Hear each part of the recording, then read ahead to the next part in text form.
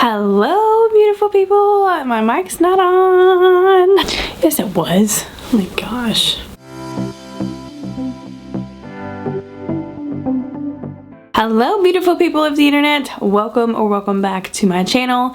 My name is Hannah if you're new here, and I'm so excited that you've joined me today. Today, we're going to be talking about the baby reading month that I had in the month of February. I read a total of 7 books in the month of February, and overall it wasn't that great of a reading month, to be honest. I did read 1 or 2 5 stars, and I read some pretty bad ones this month, so let's stop the talking and let's get started. The first book, we did not start out February very good. The first book I do not physically own anymore because I gave it away. It was so bad. I hated it. Absolutely terrible. And that is The Perfect Date by Evelyn Lozada. Okay, let's talk about this one. Let me tell you what it's about before I go all into my thoughts. So this one is following our main character, Angel. Angel is a single mom who is working to finish up her nursing practicum and get her nursing license, as well as be a mom.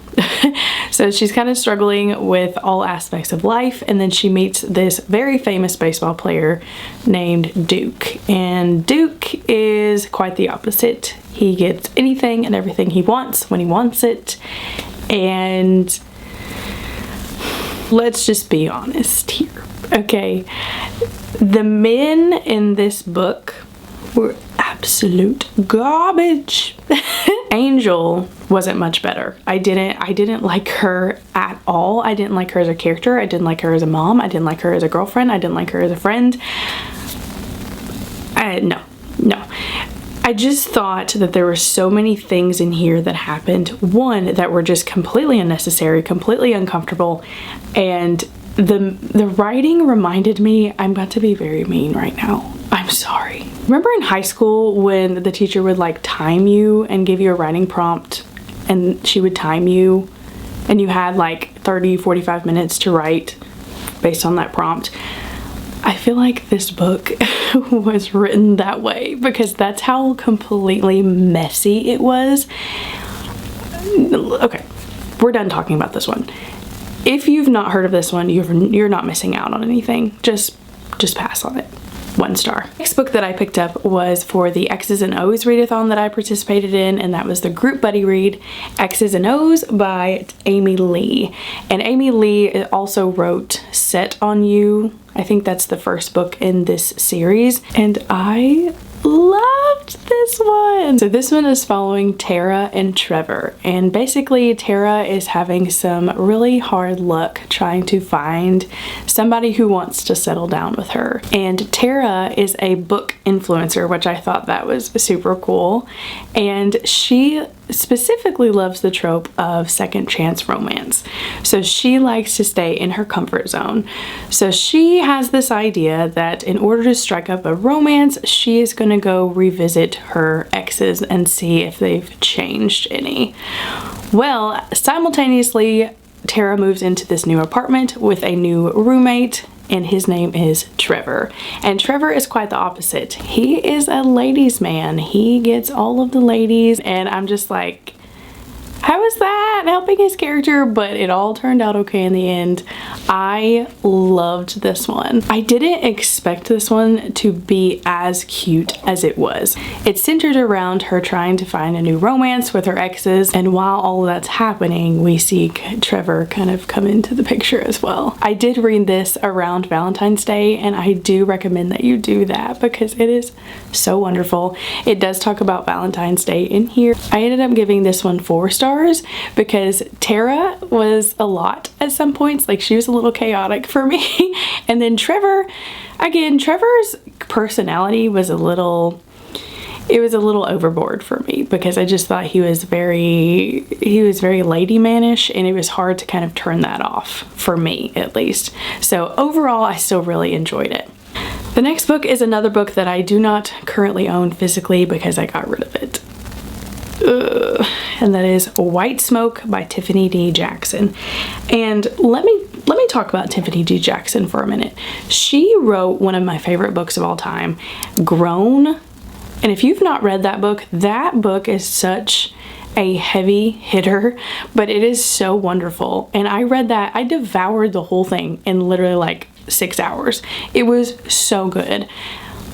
But this was not it for me. This one is following our main character, Marigold, and her family have just moved to this new town and to this new house. Well, they soon find out that this town has completely been deserted. Like, there's barely anybody living there, and some weird stuff has been going on in this town. And then they move into this new house and they start noticing some pretty weird things are happening in their house. And it sounds good. It really does. And it's a YA story. The main thing that I just hated about this book is that because it is a YA, she's in high school. And so we're kind of like in a high school brain, right? And all this girl wanted to think about, talk about, discuss, anything on the page revolved around weed. And I swear, like, it was literally talked about on every single page about how much this girl wanted weed. And look, if that's fine with you, that's your prerogative. But that got on my nerves very quickly. I was so annoyed. Like, if it's brought up, fine, whatever. But do not shove it down my throat every single page. Oh my gosh, it was so annoying. And it got to the point where I was resenting the main character because I was like, girl, you got some major issues, okay? Calm down, okay?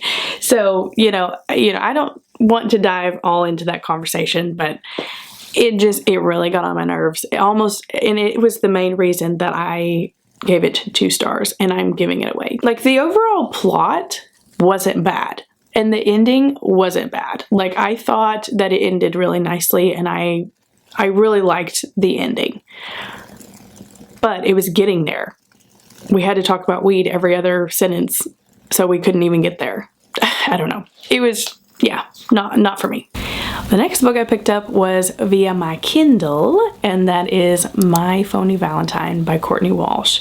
And if you watched my last vlog, I actually like dropped everything I was doing and just picked this one up because she released it on Valentine's Day, and of course I had to pick it up. I love this book. I gave it 5 stars. Courtney Walsh is quickly becoming one of my favorite authors of all time. Very quickly. She wrote A Cross Country Christmas, which again, it was one of my favorite romances of all time. So she's moving her way up the ladder for me. So this one is following Poppy Hart, who is a small town chef, and Dallas Burke, who is a very famous hockey player. So basically they're waiting in line one day at the coffee shop, and this really mean girl that just hates Poppy comes up to her and starts like making fun of her and like being rude to her and saying like, oh, your life's not together, blah, blah, blah. And Poppy proceeds to grab the first guy that's like ahead of her in line and says, oh, nope, this is my boyfriend. And it just so happens to be this famous hockey player, Dallas, and he goes along with it perfectly. And I'm sorry, that's my favorite thing in the entire world. It's a huge trope in the love hypothesis, and oh, I just love that one so much. So I just knew right off the bat that I was going to enjoy this one. Basically, the mean girl goes away. Poppy is just so thankful for Dallas and is like, hey, thank you for bailing me out there. And they talk for a little while, and they kind of, you know, strike up this friendship. And then Dallas's like manager finds out, and it starts getting some buzz. And so the manager is kind of like, hey, you need some good publicity here. So you dating a small town chef will help you out, and it'll also help her out get some business for her restaurant. So why don't you guys just like strike up a business plan where you're like fake dating? And of course it ensues from there. Oh, so wonderful. Cannot say enough good things about this one. It was so cute, so fluffy, such a good Valentine's Day read. 5 stars. Next. I don't know what possessed me to pick up a Colleen Hoover, but here we are. Colleen Hoover books are heavy. We've already been over that. If you watch my vlog, you already know my thoughts on it. This is November 9th by Colleen Hoover. I went into this one completely blind, and I would not recommend you do that, okay? I would not recommend you go into any Colleen Hoover blind, just letting you know that. This is following Ben and Fallon. Ben and Fallon, they meet at the age of 18 through some random circumstance, right? And they kind of fall for each other, but they're going their separate ways. Ben is going to be a writer, Fallon is going to be an actress, and Fallon is actually leaving for New York that night. So they decide, hey, you know, if this thing's going to really work, we're going to meet back here the same time, the same place, every November 9th until we're 23. When we're 23, we'll make the decision of whether we're in love or not. That is adorable. I'm just gonna let you know. Like, that concept is just adorable. And it was adorable. The whole romance for me hit, okay? I loved both of them. I really did. Especially Ben. I just loved Ben so much. I did end up giving this one a solid 3. Because I tend to base my ratings around my experience reading the book, how I felt reading the book. There are some heavy things that happen in this book, especially dealing with death, with grief, suicide, just suicidal thoughts, suicide in general. Please do your research before going into this one. I wish I have, because this one hit me pretty hard, okay? Because again, I'm dealing with grief as we speak, and it definitely wasn't the easiest thing for me to pick up. Like, there were many moments where I literally had to put it down, because yeah, it was just extremely tough. So again, I would recommend you do that with all of Colleen Hoover books, because she tends to go there regardless of whether you're ready or not. So yes, overall, I really liked it. I really liked the plot. I liked the romance. I liked the characters, but it was just too heavy for me at this moment. So do with that what you will. Next book I picked up that took me forever to get through, and that is Addicted to You by Krista and Becca Ritchie. So this is the first book in the Addicted Calloway Sisters series, and this is a popular series that has been taking the book community by storm for a while now. So I kind of gave in to the influence and picked it up. This one is following Lily and Lo, and Lily and Lo are childhood best friends, and both of their families are pretty wealthy, pretty well off, and pretty well known in what they do, because they both own like pretty big companies, I think. And their families wanted them to get together, so they strike up this fake dating thing and they live together. Well, they're both going through a different addiction, and more so they are enabling each other than trying to help each other. So it's kind of watching them fall in love as well as try to battle their addictions individually. This one was also another really heavy one for me. It definitely was not a fluffy rom-com. It was definitely not that. It was hard-hitting, and it definitely talked about some pretty heavy conversations in here. But this one had me hooked. I'm sorry. It just pulled me right in. I love this world already, and I cannot wait to finish the series. I gave this one a solid 4. Okay, my camera battery is flashing, so I'm going to talk really quickly about this last one, and that is The Housemaid by Frida McMahon. I'm sorry, I don't know her last name, but you know what I'm talking about. It's the blue cover with the eyeball. Okay. Oh my gosh, why is it taking me so long to read this book? This is fantastic. If you want a very quick, a very fast, a very thrilling read, please pick this one up.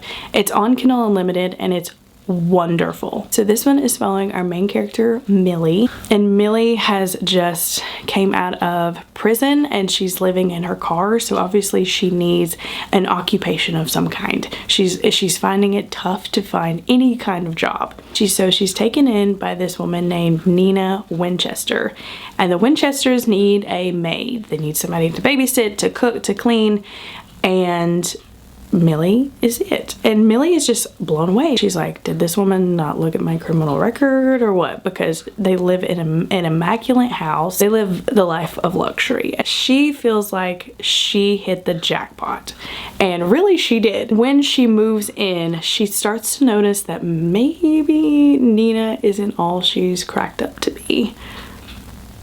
Let me tell you, I have not read a book in quite a long time where I just absolutely just devoured it. I did not want to stop reading this book, and every freaking page was something new.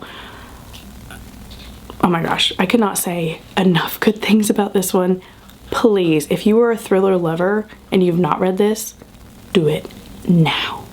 And there you have it, my friends. That is the baby reading month that I had in the month of February. Thank you so much for watching this video. Please let me know down below what you read in the month of February. What was your least favorite book? What was your favorite book? Let me know. And I will see you next time in my next video. Bye!